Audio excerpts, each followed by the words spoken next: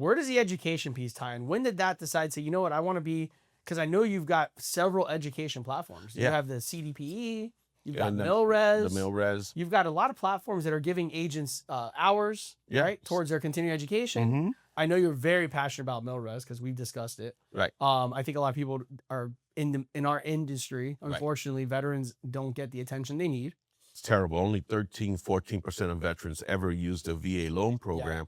And much of it is because real estate agents talk them out of it. Yeah. It's the fear and uncertainty and lack of knowledge that many real estate agents have. They're basing what little knowledge a lot of them have based on old information. And we both know that the VA loan program is probably the best program out there. It's the best performing mortgage in the country. So as far as, payments and defaults, it's the best performing mortgage.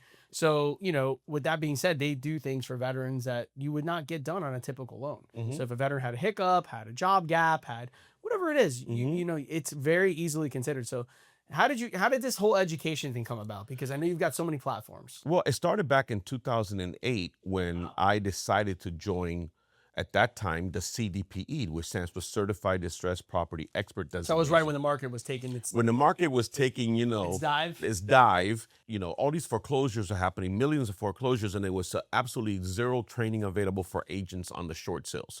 And the short sales are when people owe more than they could sell the property for, right? Yeah. Yeah, they're underwater.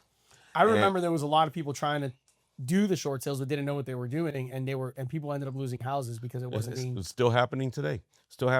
But this education platform came on the scene, and I joined them toward the end of 2008 with no intention ever really becoming an instructor. I was really there to help promote, but I lobbied and petitioned to teach the class, and I taught my first one January of 2009.